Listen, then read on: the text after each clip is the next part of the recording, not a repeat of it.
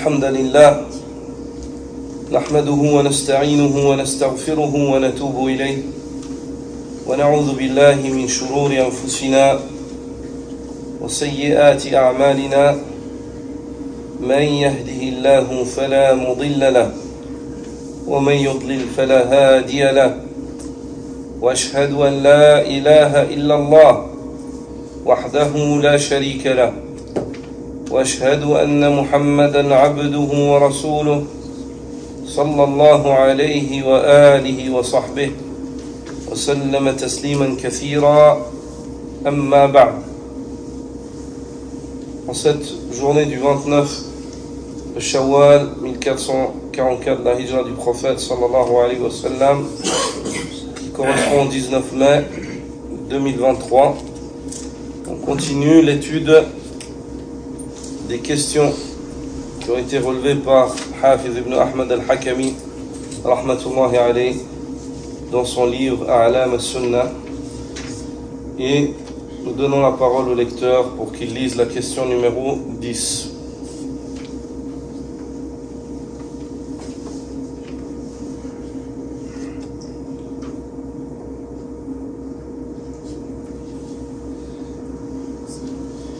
Bismillah, wa salatu wa salam ala rasulillah sallallahu alayhi wa alihi wa sahbihi wa sallam tasliman kathira. قال المصنف رحمه الله: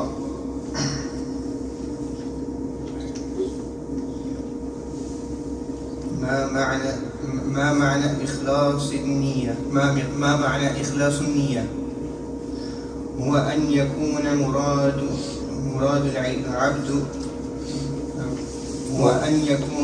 مراد العبد بجميع أقواله وأعماله الظاهرة والباطنة ابتغاء وجه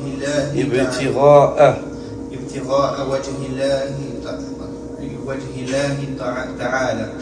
قال الله عز وجل: وما أمروا إلا ليعبدوا الله مخلصين له الدين حنفاء. وقال تعالى: وما لأحد عنده من نعمة تجزى إلا ابتغاء وجه ربه الأعلى. وقال تعالى: إنما نطعمكم لوجه الله لا نريد منكم جزاء ولا شكورا.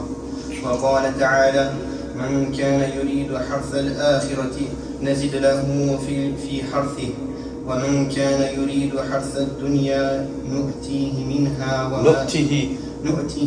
منها وما له في الآخرة من نصيب. وغيرها من الآيات. Est-ce que tu arrives à brancher le micro qui est au-dessus de toi? Non, celui qui est au-dessus, à deux mains. Et pendant que j'explique, si tu peux arrêter celui-là aussi. ذكر المصنف هذا الشرط من شروط قبول العبادة ألا وهو الإخلاص، فقال رحمة الله عليه: ما معنى إخلاص النية؟ وسؤال المصنف عن المعنى أراد به إظهار المقصود به وإبرازه، فالمعنى في كلام العرب ظهور شيء وإبرازه. فالمعنى، كلمة المعنى في كلام العرب ظهور شيء وإبرازه. L'auteur, rahmatullahi alayh, introduit, comme à la manière et la méthodologie sur laquelle il a rédigé son livre, introduit cette information qui va traiter de la sincérité, l'ikhlas, par une question en disant: Ma ma'na ikhlasun niyya? Quel est le sens de la sincérité en matière d'intention?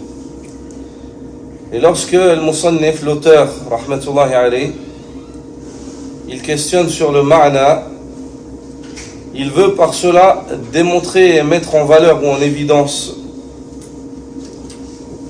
la question de l'intention.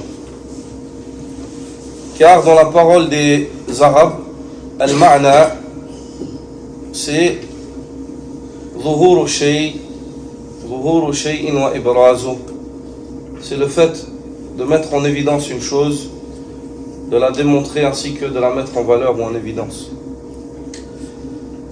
فالإخلاص لله عز وجل هو كما بينه رحمة الله عليه في قوله هو أن يكون مراد العبد بجميع أقواله وأعماله الظاهرة والباطنة ابتغاء وجه الله تعالى، يعني أن يقصد العابد المعبود وحده سبحانه وتعالى بالعبادة. La sincérité envers Allah subhanahu wa ta'ala, elle est comme l'a défini l'auteur ici, rahmatullahi alayh, dans sa parole lorsqu'il dit le sens de la sincérité en matière d'intention, c'est que le but du serviteur à travers de l'ensemble de ses dires et de ses actes, tant cachés qu'apparents, soit la recherche de la face d'Allah, le Très-Haut, Azza wa Jal.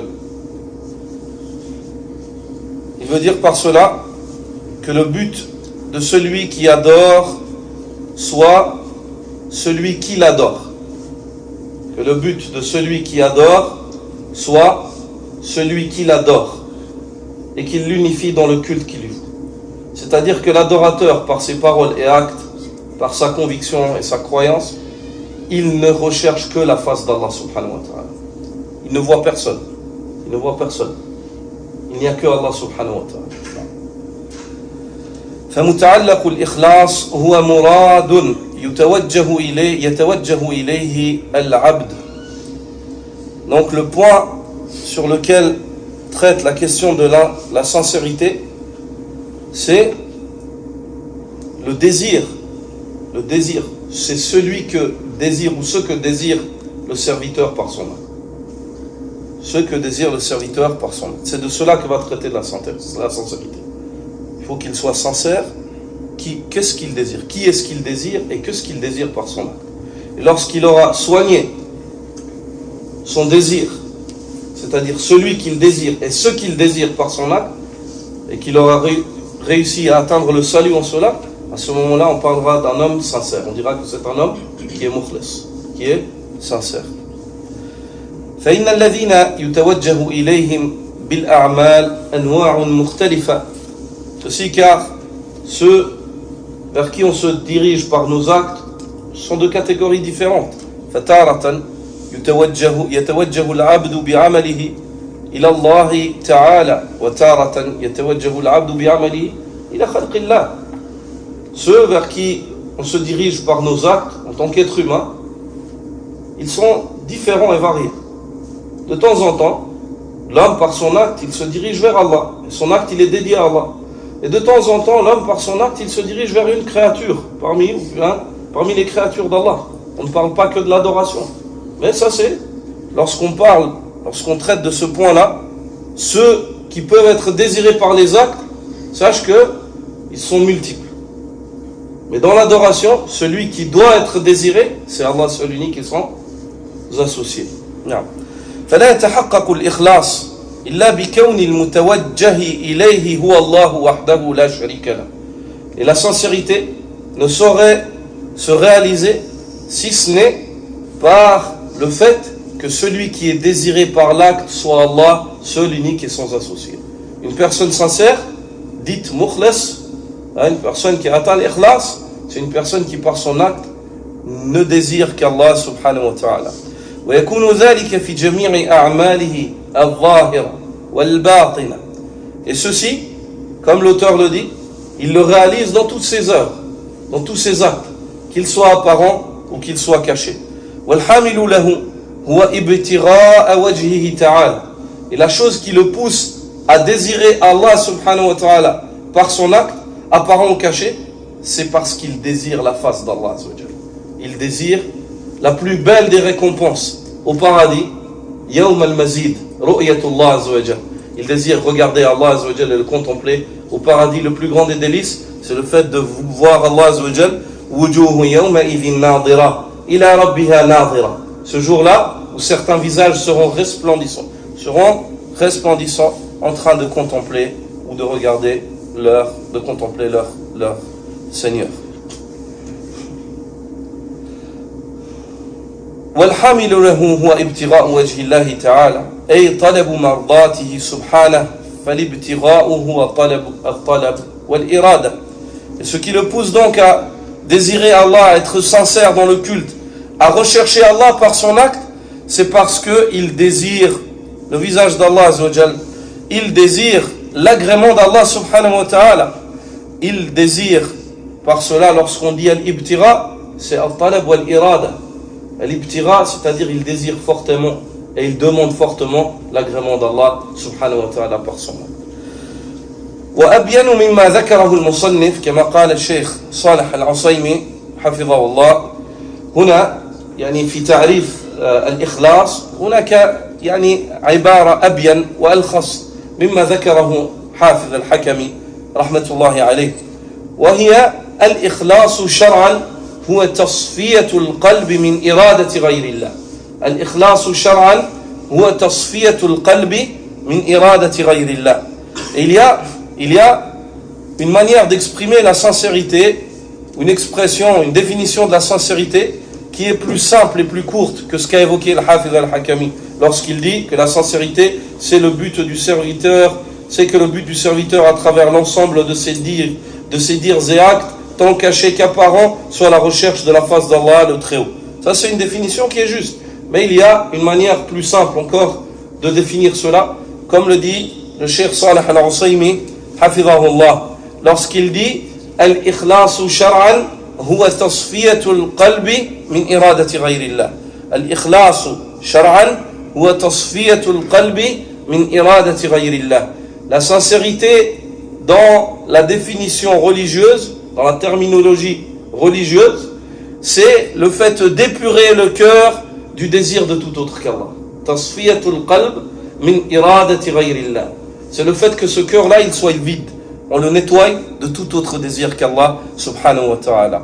وإلى ذلك أشار الشيخ حفظه الله صالح العصيمي بقوله إخلاصنا لله صف القلب من إرادة سواه فاحذر يا فطن. إخلاصنا لله صف القلب من إرادة سواه فاحذر يا فطن.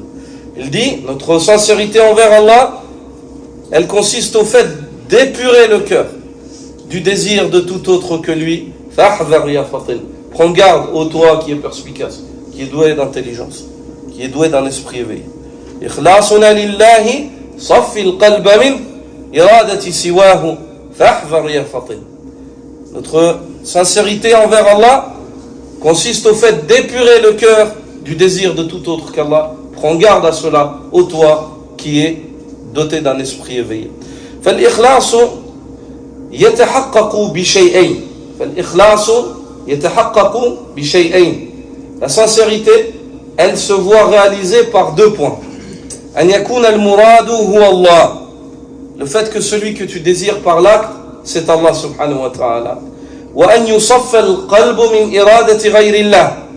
Et le fait de purifier le cœur de tout autre désir, du désir de tout autre qu'Allah. La sincérité, elle se voit réalisée par deux caractéristiques, deux points. La première, le fait que dans ton acte, quand tu t'engages, tu désires Allah. Et la deuxième, c'est que tu nettoies ton cœur du désir de tout autre que lui.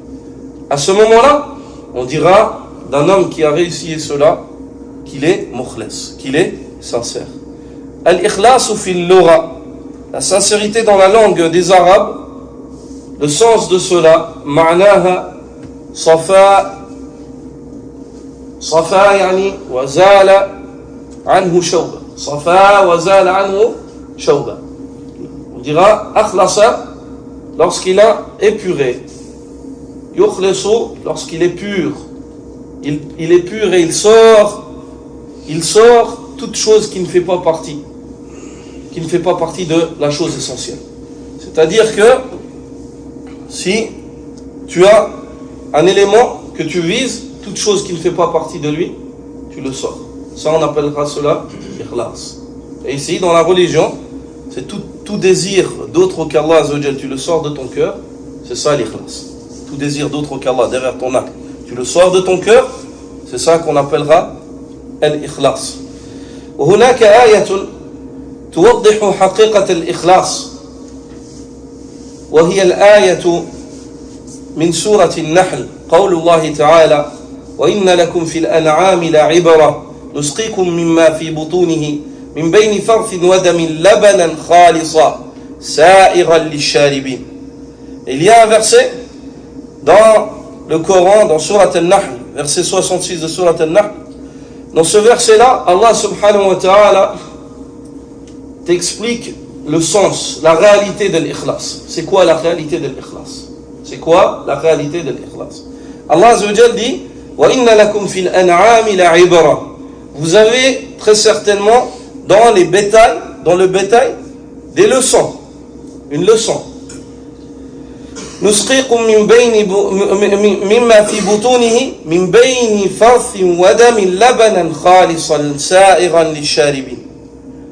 Quelle est cette leçon que l'on tire, ya Allah?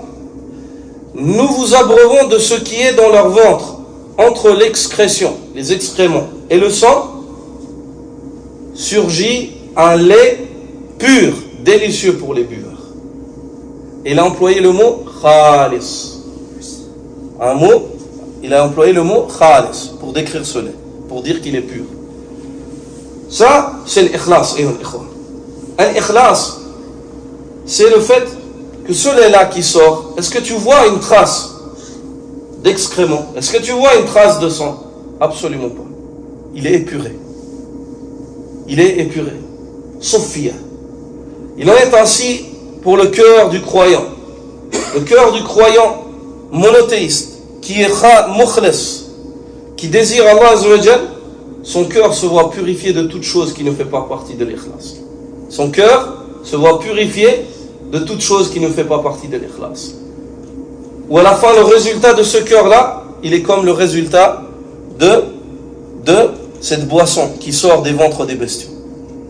Pure, khalis, sa'ir. Elle est pure et délicieuse. Il en est ainsi pour les œuvres du croyant. Elles sont pures et acceptées auprès d'Allah subhanahu wa ta'ala. Il n'y a pas de trace, qu'il n'y a pas de tache de quelconque autre chose que le tawhid dans les actes du monothéiste qui adore Allah subhanahu wa ta'ala avec sincérité. ثم ذكر المصنف 4 آيات في تحقيق هذا المعنى.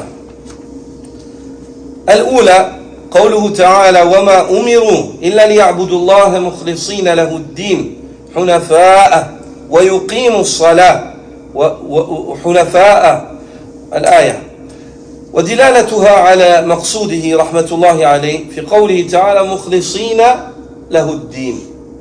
L'auteur ici a évoqué 4 versets pour s'argumenter en matière de sincérité. 4 versets dans la parole d'Allah Azza wa Jal pour s'argumenter en matière de sincérité. Le premier de ces versets, وَمَا أُمِرُوا إِلَّا لِيَعْبُدُوا اللَّهَ مُخْلِصِينَ لَهُ الدِّينَ حُنَفَاءَ. Premier des versets, dans la parole d'Allah Azza wa Jal, et il ne leur a été commandé que, cependant, que d'adorer Allah lui vouant un culte exclusif. Hunafa, en tant que pur monothéiste. En tant que pur monothéiste. Et la partie soulevée, vous pouvez relever ici dans le verset, la partie موضع الشاهد من الآية مخلصين له الدين, en lui vouant un culte exclusif. مخلصين له الدين, en lui vouant un culte exclusif. والحنيف هو المائل عن الشرك المقبل على الله عز وجل بالتوحيد والطاعة. Et le hanif, l'homme qui est hanif, c'est celui qui s'écarte. C'est celui qui s'écarte du polythéisme et se dirige vers Allah Azza wa Jal par le monothéisme et l'obéissance. Et c'est la milla d'Ibrahim, al-Hanifiyya. Al-Hanifiyya, c'est la nation d'Ibrahim. هي الملة والمائلة عن الشرك المقبلة على الله بالتوحيد والطاعة. C'est la nation qui s'écarte du shirk, qui se dirige vers Allah Azza wa Jal par le biais du tawhid et de l'obéissance à Allah subhanahu wa ta'ala. أما الآية الثانية فقوله تعالى وما لأحد عنده من نعمة تجزى إلا ابتغاء وجه ربه الأعلى ودلالتها على مقصوده رحمة الله عليه في قوله تعالى إلا ابتغاء وجه ربه الأعلى أي طلب وجه الله تقربا إليه طلب وجه الله طلب وجه الله عز وجل تقربا إليه. Le deuxième verset, c'est la parole d'Allah Azza wa Jal, et auprès de qui personne ne profite du bienfait intéressé. Et auprès de qui personne ne profite du bienfait intéressé. Ce verset-là, souvent les traducteurs, leur manière de le traduire, je la trouve très complexe. Je la trouve très complexe. Dans la plupart des traductions que j'ai pu lire en français, elle est très complexe. Et auprès de qui personne ne profite du bienfait intéressé. Est-ce que, sincèrement, je vous pose la question ici, est-ce que vous comprenez ça? Sincèrement, vous êtes tous francophones. Vous êtes tous francophones. Vous ne comprenez pas ça? Et auprès de qui personne ne profite du bienfait intéressé. Je vais vous expliquer le ma'na de l'aya avec des mots simples. Après, vous traduisez-le comme vous voulez. Le sens de ce verset-là, وَمَا لِأَحَدٍ عِنْدَهُ مِنْ نِعْمَةٍ تُجْزَى, c'est le fait que la personne, il donne, cette personne-là de qui on parle, elle donne des choses, mais elle n'attend rien en retour. Est-ce que vous avez compris? Elle donne des choses, et les gens ils profitent de ce qu'ils donnent, mais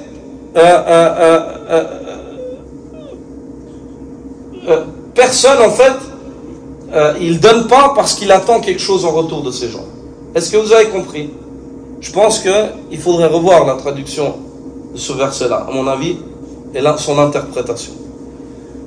Il s'agit ici de Abu Bakr as-Siddiq, radiyallahu ta'ala. Il s'agit ici de Abu Bakr as-Siddiq, radiyallahu ta'ala anhu. Abu Bakr as-Siddiq, radiyallahu ta'ala anhu, libérait des esclaves à Mecca. Il libérait des esclaves qui étaient faibles, majoritairement. Son père lui dit, Ya Bunay, pourquoi libérer pour libérer des esclaves? Pourquoi tu ne libères pas des esclaves forts et bien portants, qui peut-être un jour, lorsque Quraysh se retourneront contre toi, ils pourront être d'une utilité? Il a dit, Innama uridu bidhalika wajha Allah. Il a dit, je fais cela car je désire le visage d'Allah. J'attends rien de vous. وَمَا لِأَحَدٍ عِنْدَهُ مِنْ نِعْمَةٍ تُجْزَى إِلَّا ابْتِغَاءَ وَجْهِ رَبِّهِ الْأَعْلَى. Et personne auprès de lui ne tire profit d'une faveur en devant rendre cela par quelque chose. C'est cela le sens du verset. Il fait cela car il recherche le visage de son Seigneur, le Très-Haut. Est-ce que vous avez compris? Donc, ici, la partie par laquelle que l'auteur emploie comme argument, c'est la parole d'Allah, illa batira awajhi rabbihil a'la, si ce n'est à la recherche du visage de son Seigneur le Très-Haut. C'est-à-dire qu'il fait cela à la recherche du visage d'Allah subhanahu wa ta'ala.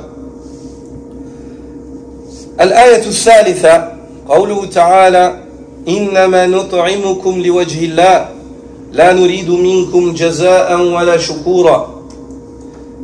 ودلالتها على مقصوده رحمة الله عليه في قوله تعالى إنما نطعمكم لوجه الله أي متقربين إليه وحده بإرادتنا متقربين إليه وحده بإرادتنا. وتمام الآية براءة من إرادة غيره لا نريد منكم جزاء ولا شكورا.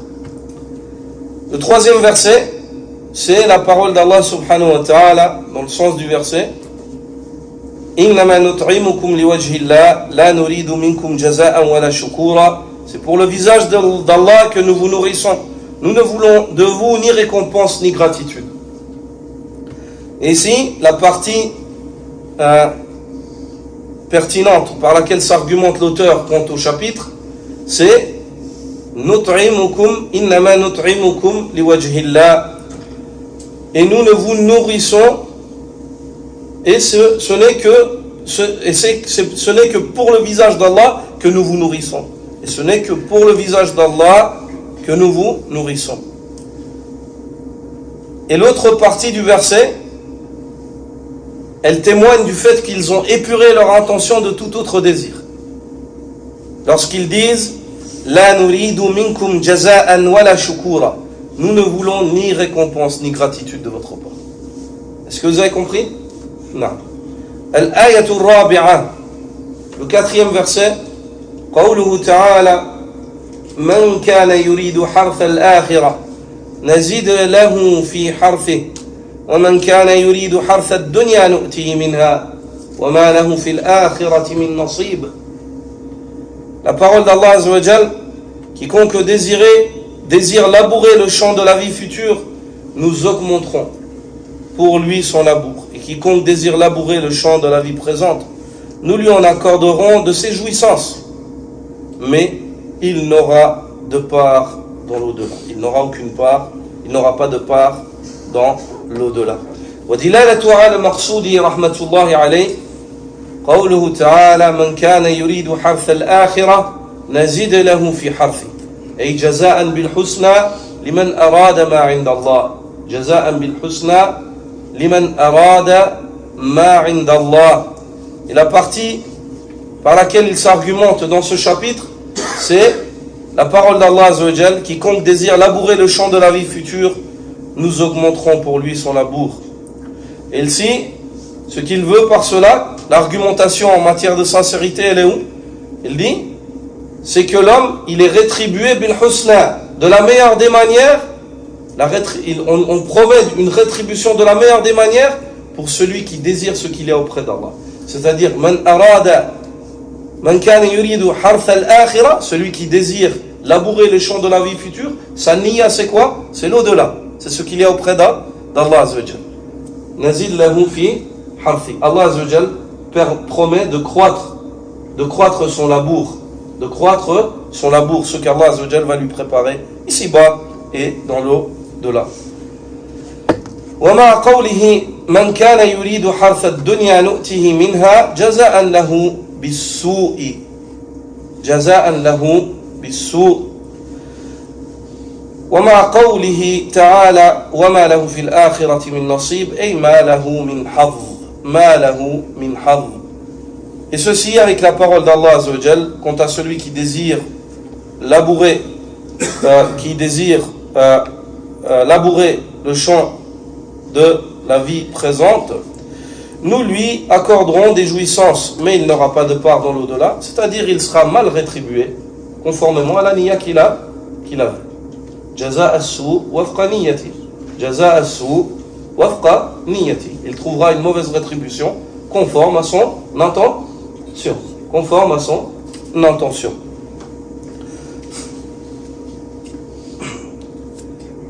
ودلالة هذه الآية على ما ذكره المصنف بدلالة اللزوم باللازم ليست دلالة صريحة. Et l'argumentation que fait ici l'auteur par rapport au chapitre de la sincérité, ce n'est pas une argumentation qui est dite directe. Dalalatun zahira. C'est pas une dalala qui est zahira. C'est pas une argumentation qui est évidente. La dalala dans la charia, elle est de deux catégories. Une argumentation directe, comme on vient de voir avec les autres versets précédents. وَمَا أُمِرُوا إِلَّا لِيَعْبُدُوا اللَّهَ مُخْلِصِينَ لَهُ الدِّينَ ظَاهِرًا. Pertinente, évidente. Et l'autre catégorie d'argumentation, dilalatun billazim. Dilalatun billazim. Une argumentation par implication. Billuzum. Et ici, c'est une argumentation par implication. Ici, ça implique la sincérité. Celui qui désire l'au-delà, ça veut dire qu'il était sincère. Il cherchait Allah Azza wa Jalla et ce qu'il y a auprès d'Allah. Allah lui promet d'augmenter son labour. Est-ce que vous avez compris Il n'a pas parlé de la sincérité directement, le verset. الآية لم تتكلم عن الإخلاص يعني ظاهرا بل باللازم يفهم أنها يعني تعالج قضية الإخلاص. فهمتم? Est-ce que vous avez compris? C'est pas d'une manière directe qu'elle traite l'argumentation en matière de sincérité, mais c'est d'une manière indirecte, par implication. Bil-luzum, par implication, elle traite de la question de la sincérité. Ça implique la question de la sincérité. Celui qui désire labourer le champ de l'au-delà, Allah Azza wa Jal dit, nous augmenterons son labour. C'est-à-dire celui qui, son labour, il sera augmenté conformément à son désir, et ce désir-là, il était bâti sur quoi? Sur la sincérité, la recherche d'Allah et de ce qu'il y a auprès d'Allah. Par implication, par luzum. Est-ce que vous avez compris? واضح هذا؟ نعم.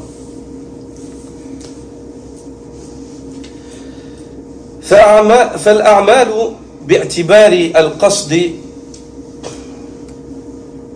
تحتفها ثلاث مراتب. فالأعمال باعتبار القصد تحتفها ثلاث مراتب. مرتبة المقصود بالعمل، مرتبة المقصود بالعمل، وهو من يؤمل لأجله، وهو من يؤمل لأجله. والثانية مرتبة المقصود من العمل، مرتبة المقصود من العمل، وهو الجزاء المنتظر عليه. والمرتبة الثالثة مرتبة تمييز العمل بقصد فرضه أو نفله أو قصد عبادته أو عادته. نعم، تمييز بين الأعمال. أيها الإخوة, les œuvres par rapport à l'intention qu'on a, elles sont, l'intention en fait elle traite de trois catégories, de trois degrés. Un degré qui va traiter de celui qu'on désire derrière notre œuvre. Pour qui? Tu peux mettre comme question pour qui? Un deuxième degré qui va traiter du but, de l'intention qu'on a derrière cette œuvre. Qu'est-ce qu'on attend? Donc pourquoi? Et un troisième degré, c'est le fait de distinguer par l'intention nos œuvres, entre une œuvre obligatoire, surogatoire. Une œuvre qui fait partie des adat, une œuvre qui fait partie des ibadat. Est-ce que c'est clair? Il faut avoir l'intention. Est-ce que c'est une sunna ou une obligation? Est-ce que c'est le var ou c'est le asr? Est-ce que c'est clair? La question de l'intention, elle traite de ces trois choses. Pour qui? Pourquoi? Et la troisième, elle traite de quoi? Est-ce que vous avez compris? Est-ce que c'est clair? Tu peux résumer ça en ces trois points. Pour qui? Pourquoi? Et quoi? Pour qui? Pourquoi? Et quoi? Pour qui? Pour Allah. Pourquoi? À la recherche de ce qu'il y a auprès d'Allah. Et quoi? Bah l'œuvre, tu sais, c'est une obligation ou pas? C'est une sunna ou pas? C'est le var ou c'est le asr? Tu ne peux pas rentrer dans une salle et dire ouais, il prie, bah je prie, ouais, on verra ce que c'est. C'est pas une mire. Est-ce que vous avez compris? La Bouddha بهذه المراتب الثلاثة. مرتبة المقصود من العمل، مرتبة المقصود بالعمل، المقصود من العمل، ومرتبة التمييز، تمييز العمل بين فرض ونفل أو عادة أو عبادة. فالمرتبتان الأوليان يقع الخلط بينهما مع اختلاف تعلقهما. Souvent, les deux premières catégories qui ont été évoquées, pour qui et pourquoi, souvent les gens ils ne distinguent pas bien entre ces deux-là. Ils ne distinguent pas bien entre ces deux-là. Alors que chacune d'entre elles est reliée à un point précis. Pour qui? Donc pour qui tu fais cet acte d'adoration? Pourquoi? Qu'est-ce que tu attends derrière l'acte d'adoration? فالمرتبة الأولى تتعلق بالمقصود بالعمل، أي الذي يتوجه إليه بالعمل، وهو الله هل هو الله أم هو غيره؟ هذا هو السؤال. لمن تعمل هذا؟ هل هو الله أم هو غيره؟ La première des catégories, elle est en liaison avec celui que tu désires par ton œuvre. Celui pour qui tu fais cette œuvre-là. Est-ce que tu l'as fait pour Allah ou pour autre qu'Allah? أما المرتبة الثانية فتتعلق بالمقصود من العمل أي الجزاء الذي ينتظر ثوابا عليه. La deuxième catégorie, elle est en liaison avec ce que tu attends toi de l'œuvre. Pourquoi est-ce que tu l'as fait? Et ceci, c'est la récompense ou ce que tu attends derrière ton œuvre. Est-ce que tu désires derrière ton œuvre l'au-delà ou est-ce que tu désires le dunya? Minkum man yuridu dunya wa minkum man yuridu al-akhirah. Il y en a parmi vous qui désirent le dunya, il y en a parmi vous qui désirent l'au-delà. ومتعلقات كل مرتبة تختلف عن الثانية على الثانية وتدل على كل مرتبة وتدل كل مرتبة باللازم على الأخرى. Les liaisons qu'elles ont, les choses auxquelles elles sont liées, elles sont différentes. La première, elle est liée à qui? La deuxième, elle est liée à pourquoi? Pourquoi? Mais chacune d'entre elles est un argument. Elle implique l'autre. Je t'explique cela. Si tu désires réellement l'au-delà, ça implique quoi? Que tu fasses l'œuvre pour qui? Pour Allah. Si tu fais l'œuvre sincèrement pour Allah, ça implique quoi? Ça implique que tu désires l'au-delà. L'une implique l'autre. Mais chacune, elle traite d'un point différent. Est-ce que c'est clair? Non. فمثلا إذا ذكر الرياء فإن متعلقه يعني بأي المرتبتين. La deuxième t'as dit? Stop, garde ta réponse. Deuxième. ويقول يعني أن الرياء إذا أخذنا يعني قضية الرياء تعلقها بأي هاتين المرتبتين الأولى أم الثانية؟ هو يقول الثانية لا تتغير الآن خلاص ابقى على ما كنت.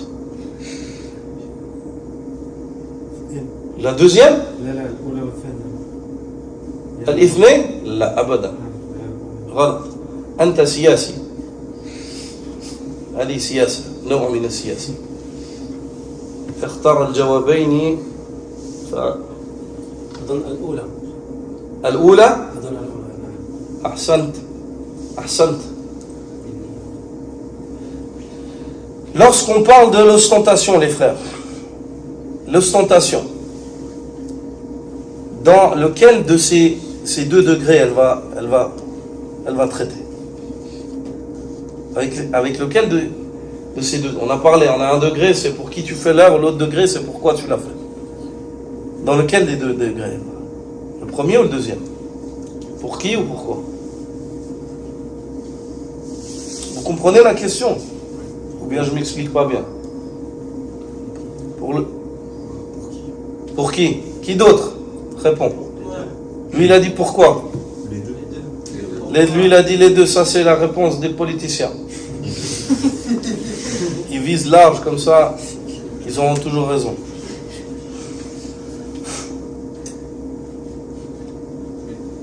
Pour qui ou pourquoi? Est-ce qu'il est, ici on parle, on veut quelque chose de précis, de direct. N'essaye pas de gratter. La première. C'est la première, exactement. L'ostentation, c'est le fait de faire une œuvre pour autre qu'Allah ou dans ton œuvre, de la commencer pour Allah et de désirer autre qu'Allah. Est-ce que c'est clair? Non. Donc elle va traiter du premier point, comme a dit le frère et les autres frères ici qui ont eu raison, qu'Allah les récompense. Le frère là-bas aussi. Donc pour qui? L'ostentation, elle traite de pour qui? Pour qui? والعمل لأجل الدنيا بأي المراتب يتعلق. Le fait d'œuvrer avec une œuvre pour le dunya. Hein? الثانية, dont le pourquoi. Pourquoi est-ce que tu fais là? Bien joué, vous avez compris.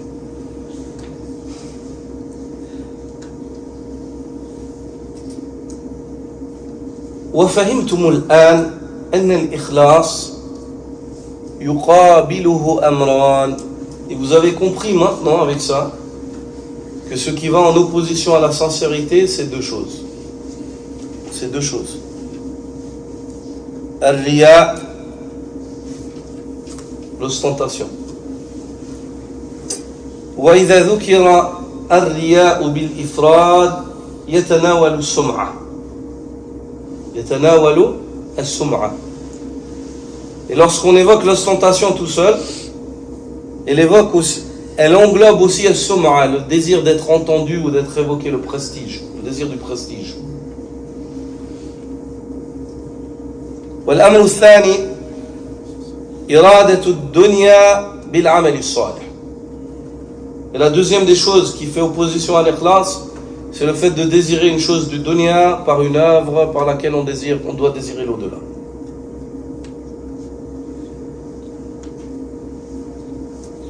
أما الرياء فتعريف الرياء والسمعة كما قال ابن حجر الهيتمي رحمة الله عليه الرياء مأخوذ من الرؤية والسمعة من السماع.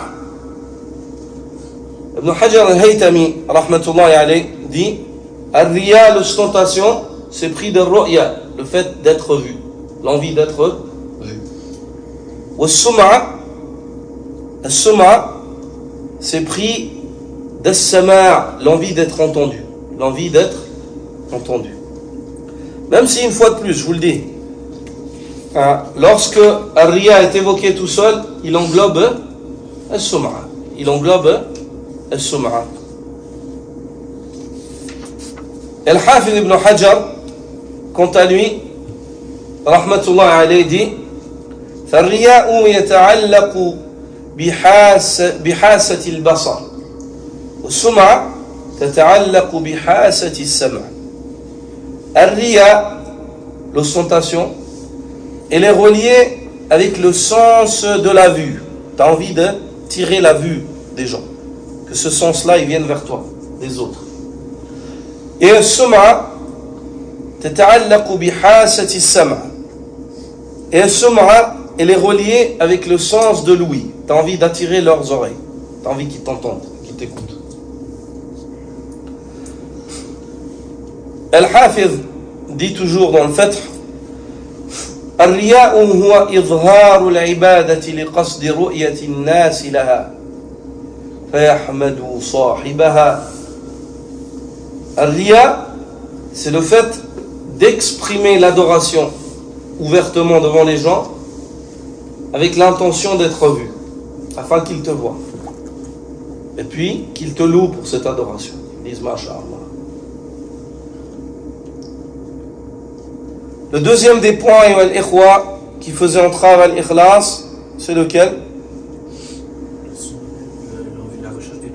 La recherche du dunya.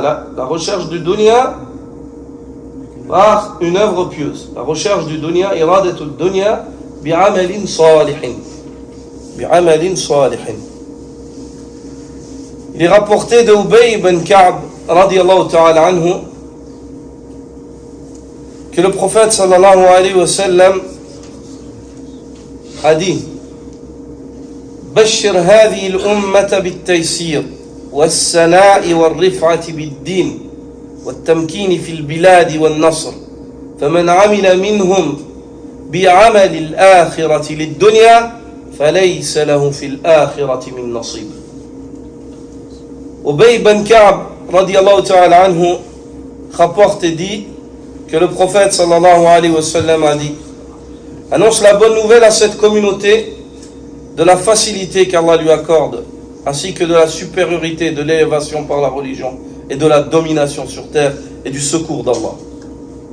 Celui qui dans cette communauté musulmane, dans cette communauté yani ummatul ijaba, celui qui, dans cette communauté, pratique un acte de l'au-delà pour la vie d'ici-bas, n'aura aucune part dans l'au-delà.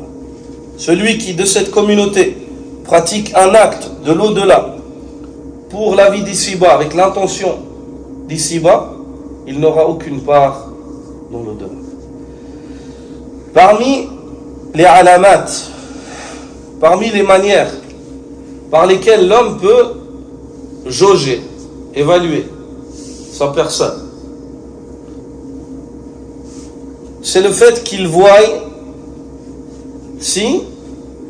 qu'il regarde si cette œuvre-là, lorsque il n'y a pas le dunya derrière elle, est-ce qu'il l'a fait ou pas? S'il voit que lorsqu'il n'y a pas le dunya, il ne la fait pas, c'est mieux qu'il arrête cette œuvre. Ou s'il n'arrive pas à changer sa niya, c'est mieux qu'il se dirige vers un autre. Est-ce que c'est clair? Non. Ça, c'est parmi les moyens pratiques par lesquels l'homme jauge sa personne en cela. Les frères, pas de communication, ni avec le regard, ni avec les sourires pendant le danse.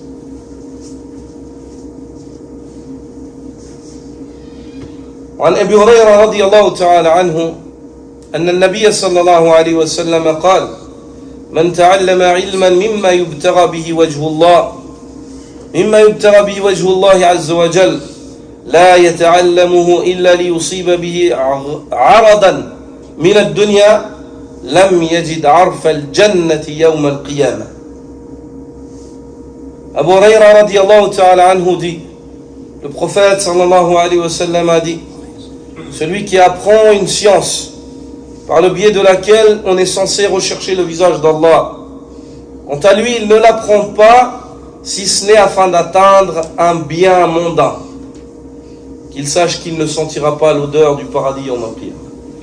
Qu'il ne sentira pas l'odeur du paradis Yawm al-Qiyamah. Donc ce hadith-là est un argument contre le danger de désirer le dunya, de ne pas être mukhlis, sincère, de désirer le dunya par une œuvre de l'au-delà. ويجمع هذه المعاني قوله تعالى الذي استدل به المؤلف: من كان يريد حرث الآخرة نزد له في حرثه ومن كان يريد حرث الدنيا نؤته منها وما له في الآخرة من نصيب. Et ces sens-là qui viennent d'être évoqués dans ces hadiths sont englobés par la parole d'Allah Azza wa Jal, celle par laquelle l'auteur s'argumente, le 4e verset, lorsque Allah Azza wa Jal, dans le sens du verset, dit: celui qui désire labourer le champ de la vie future, nous allons augmenter son labour pour lui. Quant à celui qui désire labourer le champ de la vie mondaine, nu'tihi minha, nous allons lui accorder une jouissance éphémère, une part de jouissance éphémère de celle-ci. وَمَا لَهُ فِي الْآخِرَةِ مِن نَصِيبٍ, et il n'y a pour lui dans l'au-delà aucune part. Et il n'aura aucune part dans l'au-delà. Allah Azza wa Jal, ayyuha al-ikhwa, lorsqu'il évoque les versets du Hajj dans Surat al-Baqarah, il évoque deux catégories de personnes. Ceux qui sont attachés au dunya et qui par leurs actes, même par leurs actes religieux, ne désirent que le dunya. Et ceux qui sont pieux, qui désirent l'au-delà, la belle finalité est de se sauver du châtiment de l'enfer, mais qui demandent à Allah Azza wa Jal de ses faveurs dans le dunya aussi.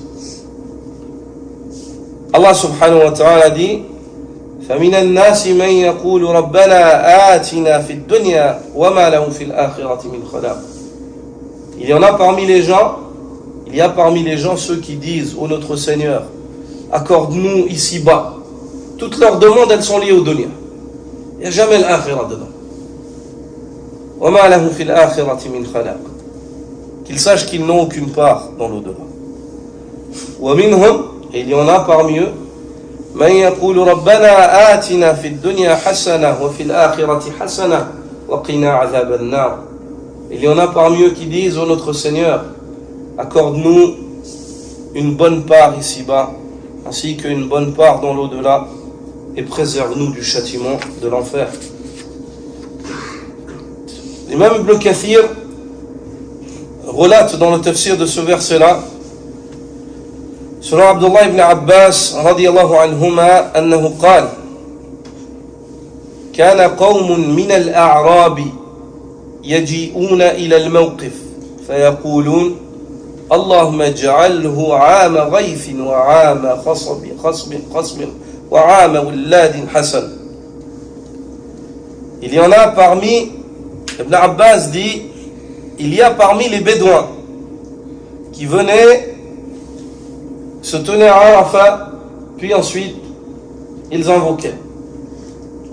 Ils disaient, oh Allah, fais en sorte que cette année-là soit une année de pluie, une année de fertilité, une année dans laquelle tu nous accordes des bons enfants, une bonne progéniture. Ils demandaient que des choses du dunya. Que des choses du dunya. La yadhkuruna min amri al-akhirati shay'a, qala Ibn Abbas, ils ne demandaient rien en liaison avec l'au-delà. Que le dunya. فأنزل الله فيهم, Allah a révélé à leur sujet, فمن الناس من يقول ربنا آتنا في الدنيا وما له في الآخرة من خلاق. Allah a révélé à leur sujet ce verset. Il y a parmi les gens ceux qui viennent et disent, ô notre Seigneur, accorde-nous dans le dunya. Quant à ceux-là, qu'ils sachent qu'ils n'ont aucune part dans l'au-delà. Ils demandent que le dunya. Comme l'a dit Ibn Abbas. وكان يجيء بعضهم آخرون من المؤمنين فيقولون ربنا آتنا في الدنيا حسنة وفي الآخرة حسنة وقنا عذاب النار. Et il y en a d'autres qui venaient parmi les croyants, les bons croyants d'Ibn Abbas, et demandaient à Allah Azza wa Jalla en lui disant, ô notre Seigneur, accorde-nous une bonne part ici-bas et une bonne part dans l'au-delà, et sauve-nous du châtiment de l'enfer, du châtiment du feu. فأنزل الله عز وجل فيهم, Allah a révélé sur eux, أولئك لهم نصيب مما كسبوا والله سريع الحساب. Ceux-là auront une part de ce qu'ils ont acquis, et Allah Azza wa Jalla est prompt à faire des comptes. Il leur accordera ce qu'ils ont demandé, dans le dunya, dans l'au-delà, et de les sauver du châtiment. Allah Azza wa Jalla leur accordera. Wallahu sari'ul hisab. Et Allah est rapide en matière de comptabilité. Il fait rapidement les comptes des serviteurs. ولهذا مدح من يسأله للدنيا والأخرى dit Ibn Abbas. Et c'est pour cela ولهذا مدح من يسأله للدنيا والأخرى. C'est pour cela qu'à l'époque du prophète sallallahu alayhi wa sallam, on a fait les éloges de celui qui implore Allah pour le dunya et l'au-delà. On a fait les éloges, et ça fait partie du hadi du prophète sallallahu alayhi wa sallam. Le fait que l'homme demande les hasanat du dunya et de l'ukhra. Les hasanat ici-bas et dans l'au-delà.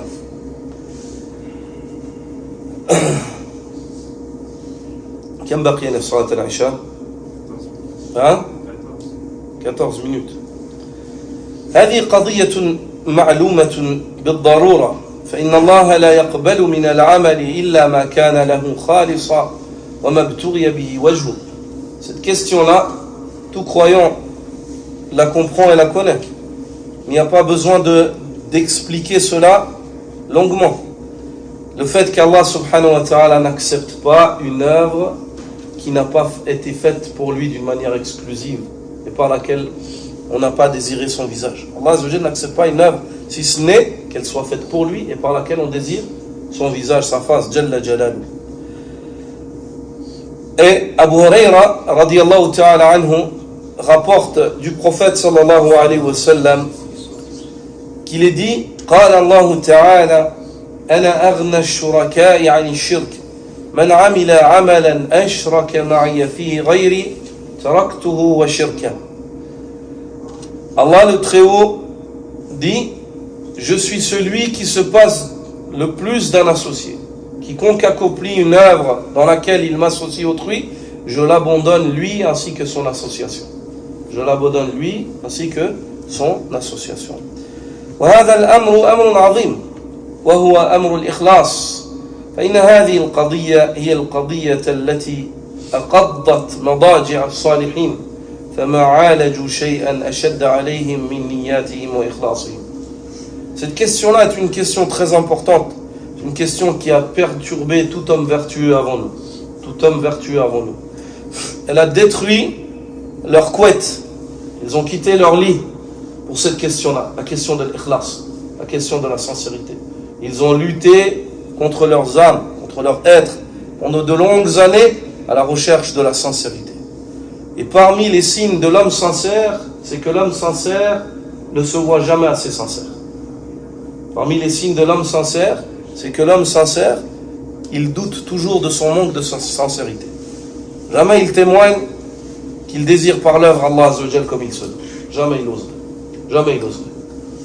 Et ça, c'est un signe de ikhlas. Le fait que l'homme ait peur de ne pas être mukhlis, de ne pas être sincère, c'est un signe de sincérité.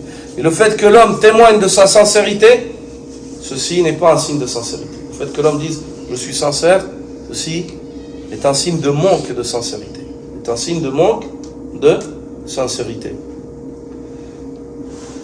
فالرياء الذي يضاد الإخلاص أمره خطير يا عباد الله. وقد وصفه النبي صلى الله عليه وسلم بالشرك الأصغر. L'ostentation, elle est dangereuse. C'est pas une affaire légère. L'homme, il peut très facilement tomber là-dedans. Il faut qu'il craigne al-riya. Faut pas qu'il se dise, moi je suis sincère, je suis sincère, je viens à la mosquée, je suis sincère. Non, c'est pas gagner le combat. Il se peut que, par ta venue à la mosquée, ne jouez pas avec les styles, ouais. Par ta venue à la mosquée, il se peut que tu sois atteint d'un désir d'être vu, d'ostentation. Donc c'est pas gagné. Son affaire, elle est très dangereuse. Abu Sa'id al-Khudri, radiyallahu ta'ala anhu, dit que le prophète sallallahu alayhi wa sallam leur a dit Ala akhbirukum bima huwa akhwafu alaykum indi min al-masih ad-dajjal. Voulez-vous que je vous informe d'une chose que je crains plus pour vous encore que le faux messie, que le Dajjal. Le Dajjal, ayyuha al-ikhwa, vous connaissez son récit. C'est effrayant.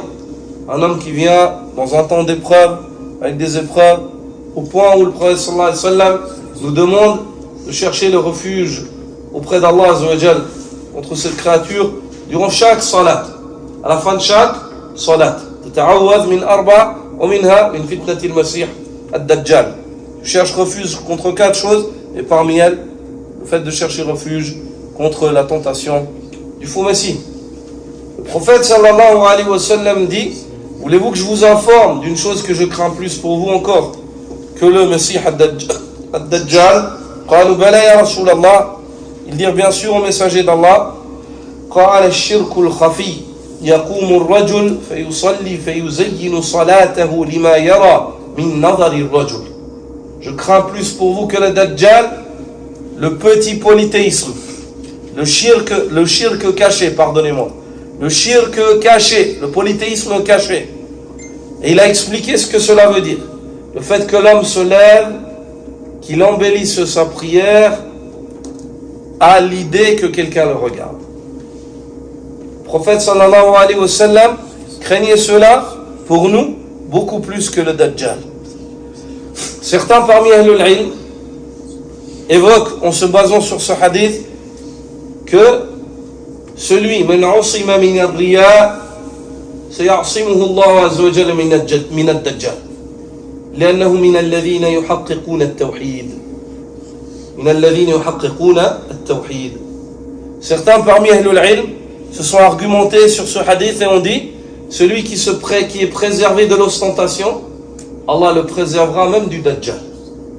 Celui qui est préservé de l'ostentation, Allah le préservera même du Dajjal. Pourquoi?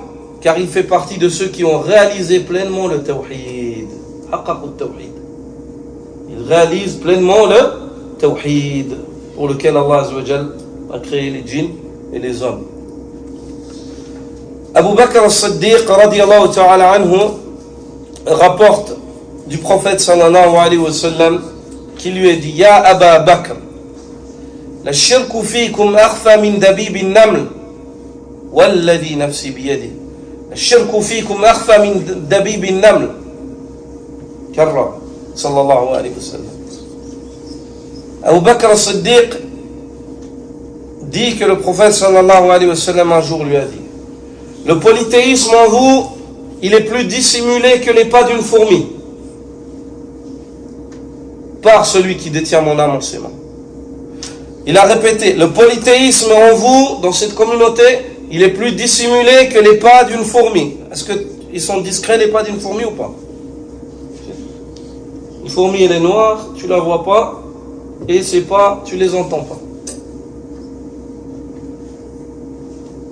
ألا أدلك على شيء إذا فعلته ذهب عنك قليله وكثيره. Veux-tu que je t'informe, ô Abu Bakr, d'une chose, si tu la mets en pratique, laisse la bouteille. Si tu la mets en pratique, Allah va ôter le peu et le beaucoup de polythéisme qu'il peut y avoir en toi.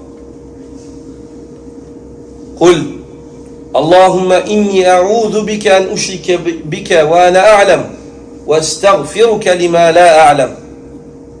Il lui dit sallallahu alayhi wa sallam, dis, quelle est cette chose-là? Dis, oh Allah, je me réfugie auprès de toi contre le fait de te donner quelconque associé, tout en ayant conscience de cela, et j'implore ton pardon si j'ai pu te donner un associé sans en avoir conscience. اللهم إني أعوذ بك أن أشرك بك وأنا أعلم وأستغفرك لما لا أعلم.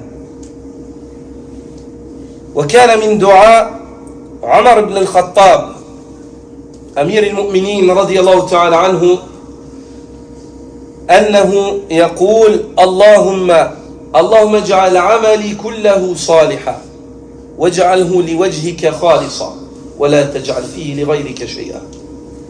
Il faisait partie des invocations du prince des croyants, Omar ibn al-Khattab. Parmi les imams des hommes sincères qu'ont connu cette communauté, le fait de dire: oh Allah, fais en sorte que toute mon œuvre soit vertueuse et qu'elle te soit dédiée, qu'elle soit faite à la recherche de ton visage exclusivement, et ne mets rien dans mes œuvres pour autre que toi. Et ne mets rien dans mes œuvres pour autre que toi. Cette invocation, Cheikh al-Islam Ibn Taymiyyah l'évoque, ainsi que son élève Ibn al-Qayyim, rahmatullahi alayh. Ibn al-Qayyim dit que Cheikh al-Islam Ibn Taymiyyah a répété souvent cette invocation. Allahumma ij'al amali kullahu salihan waj'alhu liwajhika khalisa wa la taj'al fihi li ghayrika shay'an wa la taj'al fihi li ghayrika shay'an. Serviteur d'Allah, il y a un verset dans lequel Allah subhanahu wa ta'ala ordonne le prophète sallallahu alayhi wa sallam de rappeler sa communauté à l'importance du tawhid et de l'avertir contre le shirk.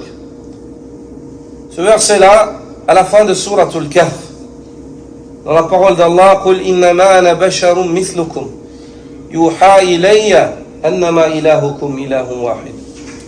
يأمر الله جل وعلا نبيه محمدا صلى الله عليه وسلم أن يقول للناس: إنما أنا بشر مثلكم. وهو قصر النبي صلى الله عليه وسلم على البشرية، فليس لي من الربوبية ولا من الإلهية شيء، بل ذلك لله وحده لا شريك له.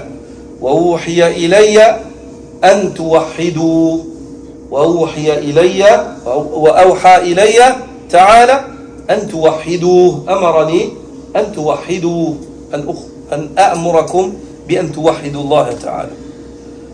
Allah Azza wa Jal dit au prophète sallallahu alayhi wa sallam dans le sens du verset: dis-leur, Muhammad, innama ana basharun mithlukum. Je suis un homme comme vous, un être humain. La différence, yuha ilayya, à la différence que je reçois la révélation. Quelle est cette révélation? annama ilahukum ilahun wahid. Cette révélation, elle me rappelle que votre divinité est une divinité unique. Il ordonne son prophète sallallahu alayhi wa sallam de rappeler aux hommes qu'il est un homme. Il n'a pas le droit d'être adoré ou divinisé. On ne l'invoque pas sallallahu alayhi wa sallam. Bashar. Et il lui rappelle et lui demande de rappeler aux gens qu'il reçoit la révélation tout en informant du contenu de cette révélation qui est le tawhid. Annama ilahukum ilahun wahid. Cette révélation qui m'est faite, elle vous rappelle que votre divinité est un Dieu seul, unique et sans associé.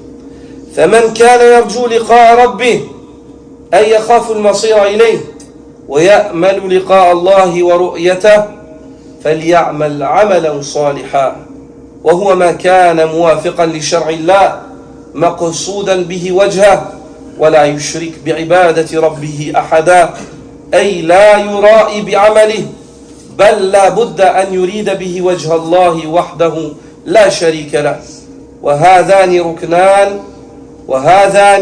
هما ركن العمل المتقبل عند الله عز وجل أن يكون خالصا لله وأن يكون صوابا على شريعة رسول الله صلى الله عليه وسلم. Puis Allah subhanahu wa ta'ala, après avoir rappelé au prophète sallallahu alayhi wa sallam et demandé de rappeler, après avoir rappelé au prophète sallallahu alayhi wa sallam et demandé de rappeler qu'il est un homme, qu'il reçoit la révélation, que cette révélation elle nous rappelle que notre divinité est un Seigneur unique, une divinité unique et sans associé. فَمَنْ كَانَ يَرْجُو لِقَاءَ رَبِّي, elle nous rappelle, Allah Azza wa Jalla demande de rappeler au prophète sallallahu alayhi wa sallam, de rappeler à sa communauté la rencontre et le retour à Allah. Celui qui espère rencontrer son Seigneur, il a peur de se rendre devant Allah Azza wa Jalla. Et il espère retrouver Allah Azza wa Jalla de la meilleure des manières. Quelle est la solution? Qu'il fasse don d'œuvres pieuses. Et l'œuvre pieuse, c'est une œuvre qui est conforme à la religion du prophète Muhammad sallallahu alayhi wa sallam et par laquelle on désire le visage d'Allah Azza wa Jalla.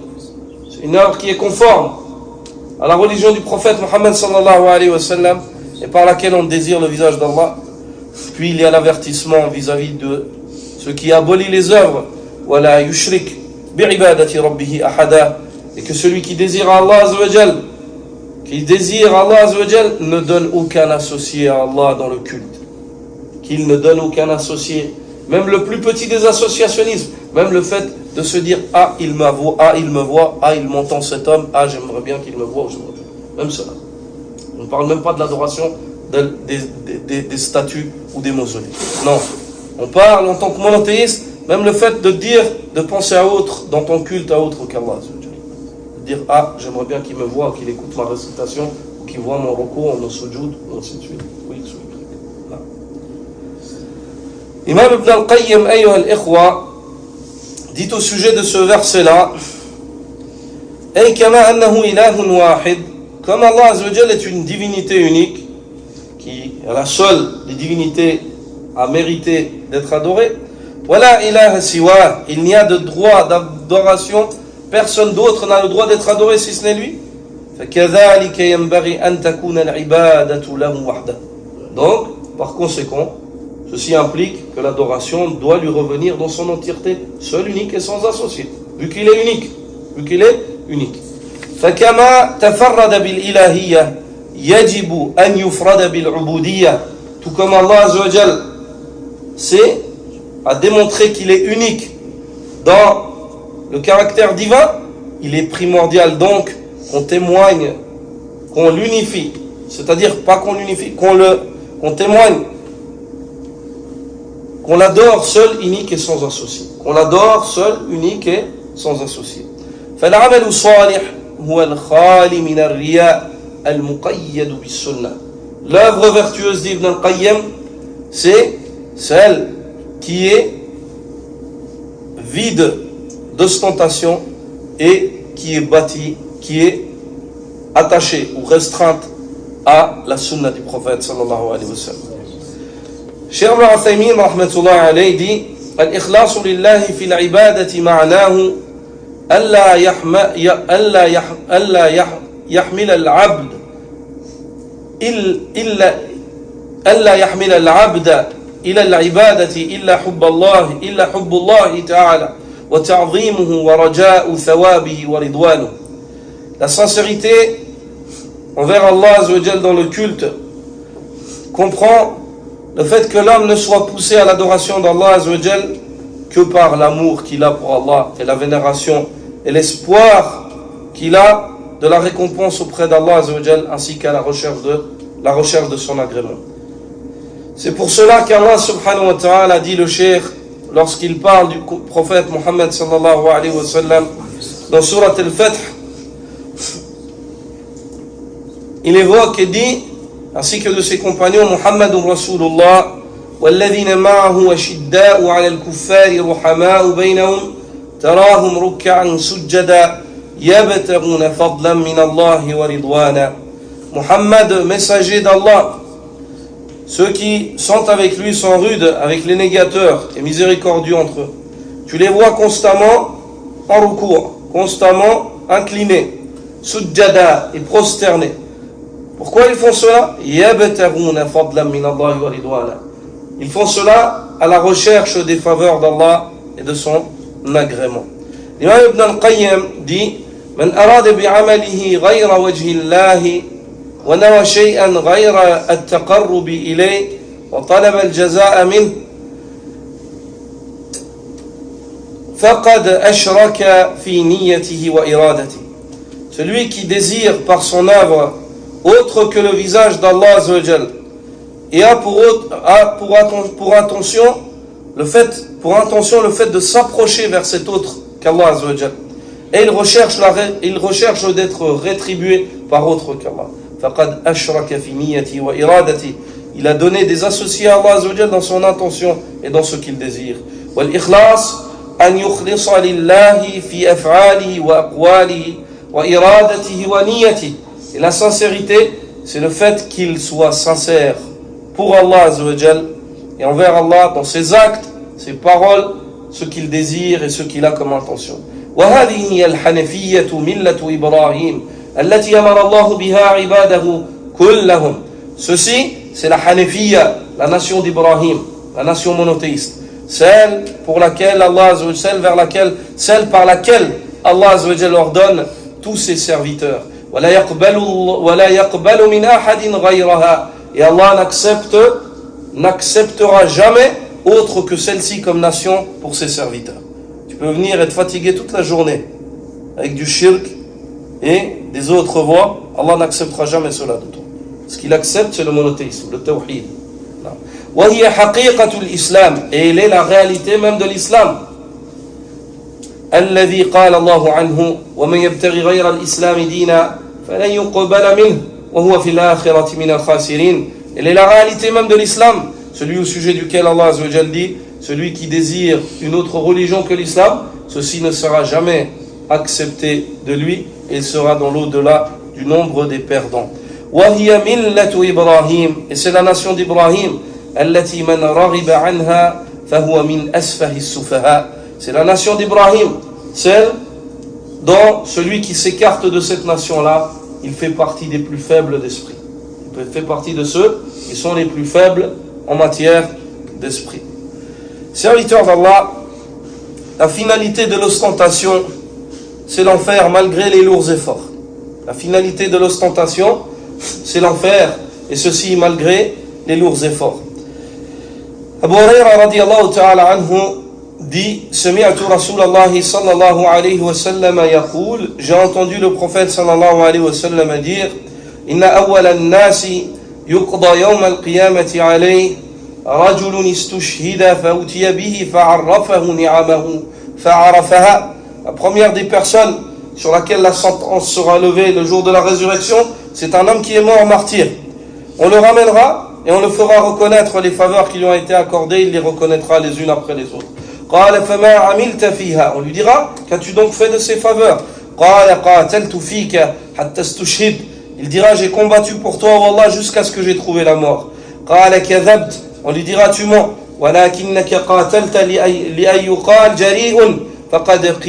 ثم أمر به فسحب على وجهه حتى ألقي في النار. Et on lui dira tu mens, mais tu as plutôt combattu afin qu'on dise de toi qu'il est courageux. Et on a dit cela. Puis on ordonnera de le prendre, il sera traîné sur son visage jusqu'à ce qu'on le jette en enfer. ورجل تعلم العلم وعلمه وقرأ القرآن فأتي به فعرفه نعمه فعرفها. Et le second, c'est un homme qui a appris la science et l'a enseigné et qui a lu le Coran. On le ramènera et on le fera reconnaître les faveurs qui lui ont été accordées et il les reconnaîtra les unes après les autres. قال فما عملت فيها. On lui dira qu'as-tu donc fait de ces faveurs? قال تعلمت العلم وعلمته وقرأت فيك القرآن. Il dira j'ai appris la science et je l'ai enseigné et j'ai lu pour toi le Coran. Tout cela je l'ai fait pour toi. يقال له كذبت. On lui dira tu as menti ولكنك تعلمت العلم ليقال عالم وقرأت القرآن ليقال قارئ فقد قيل ثم أمر به فسحب على وجهه حتى ألقي في النار. Et on lui dira tu mens, mais tu as plutôt appris le savoir pour qu'on dise de toi que tu es savant, et tu as lu le Coran pour qu'on dise de toi que tu étais un lecteur. Puis on ordonnera de le saisir et il sera traîné sur son visage jusqu'à ce qu'il soit jeté en enfer. ورجل وسع الله عليه وأعطاه من أصناف المال كله فأتي به فعرفه نعمه فعرفها. قال فما عملت فيها؟ قال ما تركت من سبيل تحب أن ينفق فيها إلا أنفقت فيها لك. Et le troisième, c'est un homme à qui Allah Azza wa Jalla a accordé une abondance en matière de richesse. On le ramènera et on lui fera reconnaître les faveurs qui lui ont été accordées. Il les reconnaîtra. Puis on lui dira qu'as-tu donc fait de ces faveurs? Il dira je n'ai pas laissé une voie dans laquelle tu aimais que l'on dépense si ce n'est que j'ai dépensé pour toi. يقال له كذبت. On lui dira tu mens. ولكنك فعلت ليقال هو جواد. Tu as fait cela pour qu'on dise de toi il est généreux. فقد قيل. Tu as eu cela. Les gens ont dit de toi que tu es généreux. ثم أمر به فسحب على وجهه حتى ألقي في النار. Puis on ordonnera de le saisir et il sera traîné sur son visage jusqu'à ce qu'il soit jeté en enfer. Jusqu'à ce qu'il soit jeté en enfer. Ça c'est aqibatul riyal. Qu'Allah Azza wa Jalla nous sauve du mal de nos êtres. Ça c'est la finalité. Regardez les lourds efforts de ces trois hommes. Les efforts qu'on n'a pas nous déjà. Un homme qui combat jusqu'à ce qu'il meure. Un homme qui passe toute sa vie à apprendre, à enseigner. Et un homme qui a une abondance et il donne. La finalité, l'enfer car on nous préserve. Pourquoi? Il n'y a pas d'ikhlas. Pourquoi? Faqad al-ikhlas. Il a perdu l'ikhlas. Il a perdu l'ikhlas. Je joue pas avec le stylo. Haqiqatul ikhlas. La réalité de l'ikhlas, ayyuha al-ikhwa. Je vais vous lire ce qu'Ibn al-Qayyim dit dans Madarij al-Salikin. Il dit وفي صحيح عنه صلى الله عليه وسلم أنه قال إن الله لا ينظر إلى جسامكم ولا إلى صوركم ولكن ينظر إلى قلوبكم. الحديث. La réalité de l'ikhlas. Ibn al-Qayyim dit, il a été rapporté du prophète sallallahu alayhi wa sallam qu'il a dit Allah ne regarde pas vos corps et ni votre apparence, mais Allah regarde vos cœurs. وقال تعالى, puis Allah le Très-Haut dit لن ينال الله لحومها ولا دماؤها ولكن يناله التقوى منكم. Allah n'est pas atteint par la chair et par le sang des bêtes que vous sacrifiez. Mais ce qui atteint Allah, c'est la piété qui émane de vos cœurs lorsque vous faites cela. Yani l'ikhlas, la sincérité. Désir du visage d'Allah Azza wa Jalla par cet acte. وفي أثر مروي إلهي الإخلاص سر من سري استودعته قلب من أحببته من عبادي. Et dans le récit qui est narré, un récit divin, il faut savoir qu'Ibn al-Qayyim et Ibn Kathir sont des grands ulama.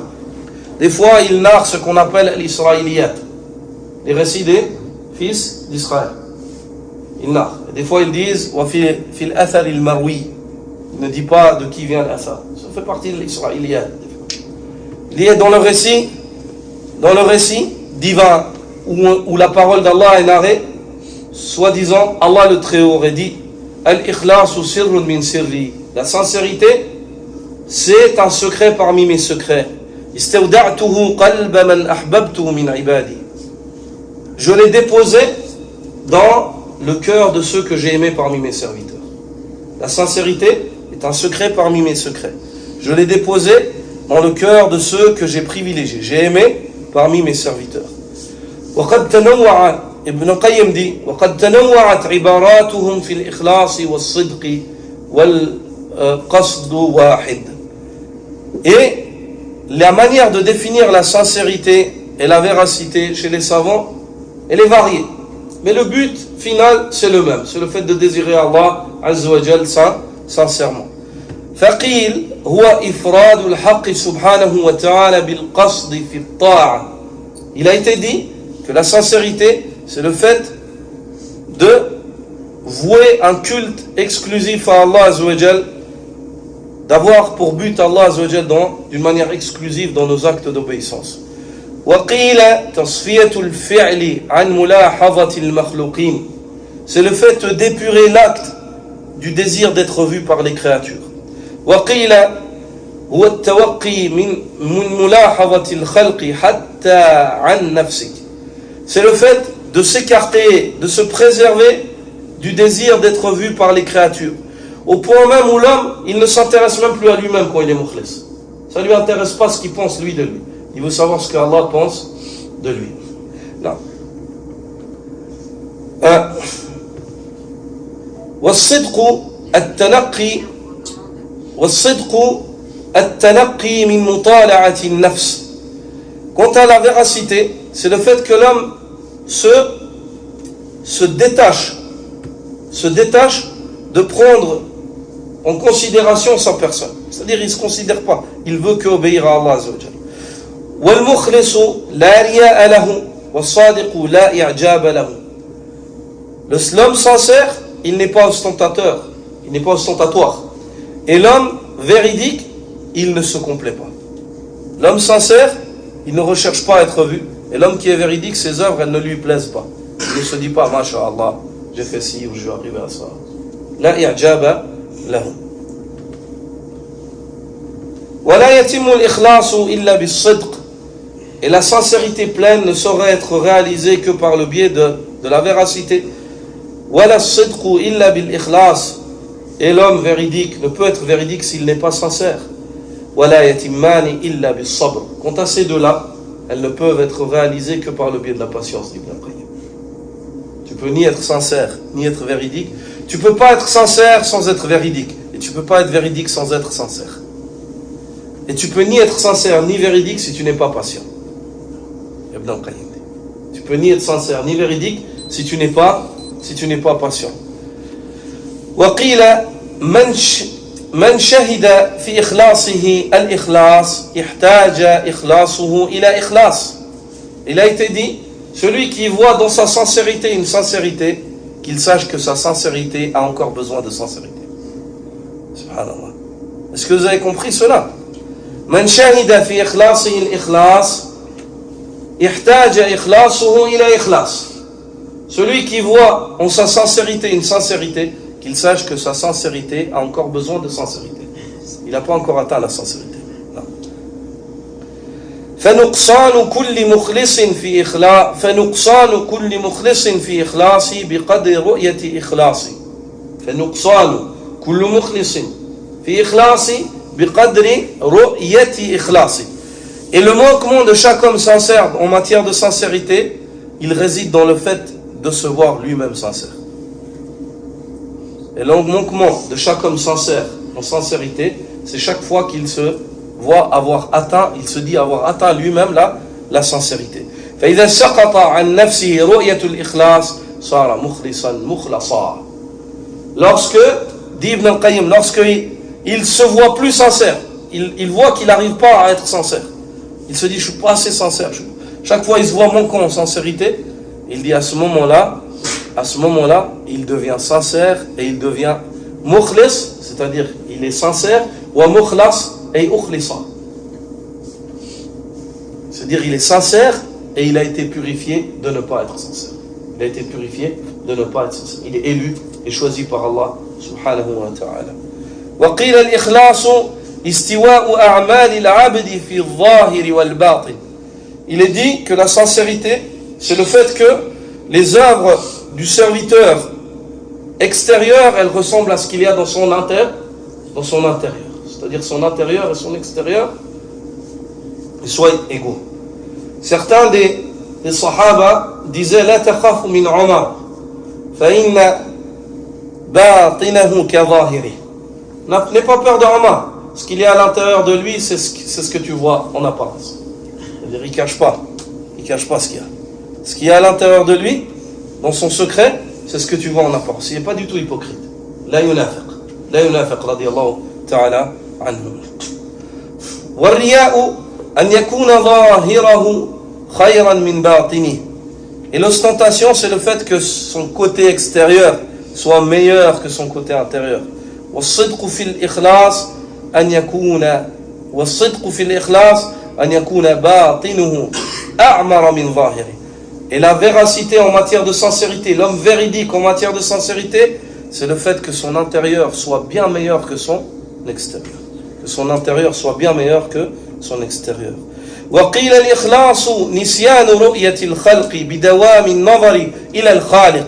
Il a été dit d'Ibn al-Qayyim que la sincérité, c'est le fait d'oublier les créatures en regardant constamment en direction du Créateur. C'est-à-dire tu t'en fiches de ce que les gens pensent, tu penses à Allah. Tu penses à Allah Azza wa Jalla. وَمَنْ تَزَيَّنَ لِلنَّاسِ بِمَا لَيْسَ فِيهِ سَقَطَ مِنْ عَيْنِ اللَّهِ. Et celui qui s'embellit aux yeux des gens, il se part de parures qui à la base il n'a pas, il ne les fait pas pour Allah, il fait ça pour être vu. Saqata min aynillah. Il s'éloigne du regard d'Allah. Allah ne le regarde pas. Allah ne le regarde pas. Wa min kalam al-Fudayl, yani ibn Iyad, rahmatullahi alayh, tarku al-amal min ajli an-nas riya, wal-amal min ajli an-nas shirk, wal-ikhlas an yu'afiyaka Allah minhuma. Al-Fudayl ibn Iyad a dit, le fait de délaisser une œuvre pour les gens, ça fait partie de l'ostentation. L'ostentation et l'ikhwa, c'est pas seulement de faire l'œuvre. L'ostentation, elle peut te pousser à délaisser l'œuvre. À cause du fait que quelqu'un te voit, t'arrêtes de faire une œuvre. Parce que tu te gênes du regard des gens. Ça, c'est du riya. Fudayl ibn Iyad dit, délaisser une œuvre pour les gens, c'est de l'ostentation. Faire l'œuvre que pour les gens, c'est du polythéisme. La sincérité, c'est le fait qu'Allah te préserve de ces deux-là, dit le Fudayl. Qu'Allah te préserve de ces deux-là. وقال الجنيد الإخلاص سر بين الله وبين العبد لا يعلمه ملك فيكتبه ولا شيطان فيفسده ولا هوى فيميل. Al-Junayd a dit, la sincérité, c'est un secret entre Allah et son serviteur. Personne ne la connaît. Pas même un ange qui puisse l'inscrire. Même les malaïkas, certains des salafs disent que même les malaïkas, ils ne savent pas l'ikhlas. Il n'y a que Allah qui le sait. Et pas même un shaitan qui puisse le corrompre. Et pas même un penchant, un désir qui puisse le faire s'incliner. Quand la sincérité elle est forte, ce que veut dire Junayd ici, c'est que quand la sincérité de l'homme elle est forte, il n'y a rien qui peut la faire bouger. Il n'y a rien qui peut la faire bouger. Et il la retrouvera auprès d'Allah subhanahu wa ta'ala. فقيل لسهل أي شيء نشد على النفس فقال الإخلاص لأنه ليس لها فيه نصيب. Il a été dit à Junayd, il a été dit à Sahl, quelle est la chose qui est la plus dure pour l'être? Quel est l'acte le plus difficile, la chose la plus dure à réaliser en matière d'adoration? Il a dit la sincérité, car l'être de l'homme, il n'a aucune part là-dedans, elle est cachée, dissimulée. Et en général, tu peux être motivé. Souvent quand on est ensemble, on est motivé, parce qu'au moins tu te dis, tu te compares et tout. Mais la sincérité, c'est quelque chose d'interne, personne là-bas. Il n'y a que Allah Azza wa Jalla. Tu n'as aucune part. Tu n'as rien à tirer dans le dunya de ta sincérité, de matériel. Tout ce que tu peux espérer, c'est lorsque tu rencontres Allah Azza wa Jalla. وقال بعضهم الإخلاص ألا تطلب على عملك شاهدا غير الله ولا مجازيا سواه. La sincérité, c'est le fait que par le biais de ton œuvre, tu ne demandes à être vu personne d'autre qu'Allah. Par ton œuvre, tu n'espères être vu que par Allah. Et tu ne demandes à être rétribué que par Allah. Tu n'attends de rétribution de personne d'autre que lui. وقال مكحول ما أخلص عبد قط 40 يوما إلا ظهرت ينابيع الحكمة من قلبه على لسان. Il a été dit que Makhoul a dit: un homme ne saurait se montrer 40 journées d'affilée sincère, si ce n'est que les sources de la sagesse commenceront à apparaître, à surgir de son cœur pour s'exprimer par sa langue. Un homme ne saurait combattre son être afin de rechercher le visage d'Allah pendant 40 jours. Que Allah. Si ce n'est qu'après ces 40 jours, on verra le résultat comment. Tu verras que les sources de la sagesse qui coulent de son cœur commenceront à s'exprimer sur sa langue. Tu entendras de cet homme-là des paroles sages, tu n'entendras jamais parler personne d'autre comme ça. C'est quoi le ça vient de... Regarde Ibn al-Qayyim, regarde les Sahaba, Ali ibn Abi Talib. Écoute ces paroles-là. Tu dis, subhanallah, ils viennent d'une autre planète ces gens. Comment ils réfléchissent? Comment ça vient ces paroles? Ça vient quoi? Ça vient des yanabi'a, de la hikmah. Des sources de la sagesse qui émanent, qui coulent de où? D'un cœur khalis, d'un cœur qui est sincère. يبتغي بذلك وجه الله تعالى. وقال يوسف بن الحسين أعز شيء في الدنيا الإخلاص وكم أجتهد في إسقاط الرياء عن قلبي فكأنه ينبت على لون آخر. Il a été rapporté de Yusuf ibn al-Hussein qu'il est dit: la chose qui a le plus de valeur pour moi dans le dunya, c'est la sincérité. Et combien de temps je combats et je lutte pour faire sortir l'ostentation de mon cœur. Et chaque fois que je la fais sortir, j'ai l'impression qu'elle pousse à nouveau dans mon cœur d'une autre couleur. وقال أبو سليمان الداراني إذا أخلص العبد انقطعت عنه كثرة الوساوس والرياء. C'est le dernier récit qu'Ibn al-Qayyim évoque dans le chapitre. Il dit, Abu Sulayman al-Darani a dit: lorsque le serviteur se montre sincère, les multiples insufflations démoniaques, elles n'ont plus de place, ainsi que l'ostentation n'a plus de place dans son cœur.